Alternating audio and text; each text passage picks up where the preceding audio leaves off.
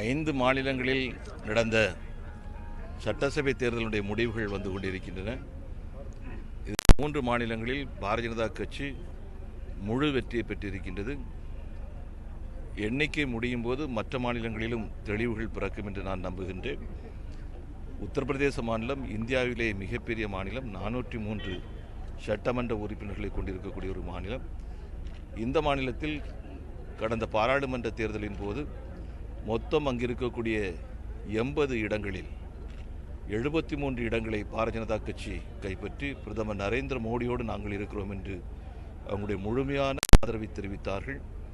அன்று அந்த 70 பாராளுமன்ற தொகுதிகளை சட்டமன்ற தொகுதியாக கணக்கிட்டோம் என்று சொன்னால் 237 சட்டமன்ற தொகுதிகளில் பாரதிய ஜனதா கட்சி வெற்றி பெறும் என்று நிலை இருந்தது. இன்று அதையெல்லாம் தாண்டி ஏறக்குறைய 320 சட்டமன்ற தொகுதிகளில் வெற்றி பெறும் என்கின்ற நிலையை நாம் எட்டிக் கொண்டிருக்கின்றோம். இது முழுக்க முழுக்க பாரத பிரதமர் நரேந்திர மோடியினுடைய கடந்த ஏறக்குறைய 3 ஆண்டுகளுடைய ஆளுமையினுடைய ஆட்சியினுடைய மிகப்பெரிய வெற்றியாக நாம் கருதுகின்றோம்.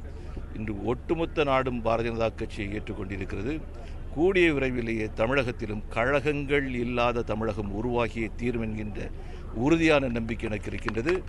கழகங்கள் இல்லாத தமிழகம் உருவாகும் போது கவலைகளே இல்லாத தமிழர்கள் உருவாக்கி காட்டுவதை என்னுடைய கடமையாக நாங்கள் கொண்டிருக்கிறோம். வெற்றியை கொண்டாடுங்க. அதான் முடிவுகள் வரட்டும், முழுமையாக வரட்டும், பார்ப்போம்.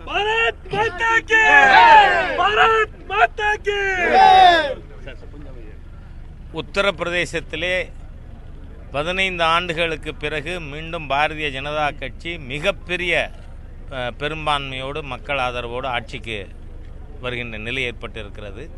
80% தொகுதிகளிலே பிஜேபி வெற்றி பெற்றிருக்கிறது. 42% மேல் வாக்குகள் பெற்றிருக்கிறது. மிகப்பெரிய மாநிலத்தில் மதம் மற்றும் ஜாதியை வைத்து பிரிவினை அரசியல் நடத்தியவர்களுக்கு இந்த உத்தரப்பிரதேச மக்கள் எங்களுக்கு மோடி அவர்களின் முன்னேற்ற பாதை தான் வேண்டும், நாங்கள் ஜாதி மத அரசியலுக்கு விடை கொடுத்து விட்டோம் என்கின்ற விதத்திலே இன்று உத்தரப்பிரதேஷ் மற்றும் உத்தரகாண்ட் இரண்டினுடைய முடிவுகளும் நமக்கு தெரிகிறது. வடகிழக்கு மாநிலமான மணிப்பூரிலே முதலாக 0விலிருந்து பாரதிய ஜனதா கட்சி முதலிடத்திற்கு அங்கு வந்து கொண்டு இருக்கிறது. ஆகவே பஞ்சாபிலும் கூட ரொம்ப டூம் சேயர்ஸ் பிஜேபி அக்காலிக்கு ரொம்ப பின்னடைவு பண்ணாங்க. அங்கும் பிரதான எதிர்க்கட்சி ரூபத்தில் வந்து கொண்டிருக்கு. கோவாவில் நிச்சயமாக இறுதி முடிவு வரும்பொழுது பிஜேபி ஆட்சி கைப்பற்றும். ஆகவே இந்த 5 மாநில மக்களுக்கும் பாரதிய ஜனதா கட்சிக்காக உழைத்த எங்களுடைய காரியகர்த்தர்கள், வாக்களித்த பொதுமக்களுக்கு பாரதிய ஜனதா கட்சியின் சார்பாக எங்களுடைய மனமார்ந்த நன்றியை தெரிவித்துக் கொள்கிறோம். தமிழகத்தை பொறுத்தவரை மத்திய அரசுக்கு எதிரான பல்வேறு போராட்டங்கள் தொடர்ச்சியாக நடந்துகிட்டே இருக்கு. அதையும் தாண்டி இந்த வெற்றியை நீங்க எப்படி பாக்குறீங்க? அதிலிருந்தே இந்த போராட்டங்கள் ஒரு ஆர்கெஸ்ட்ரேட்டட்னு உங்களுக்கு தெரியலையா? அதாவது நீண்ட நாள் பிரச்சனைகள் இன்னைக்கு வந்ததில் மோடி சர்க்கார் வந்தப்புறம் உள்ள பிரச்சனைகள் இல்லை.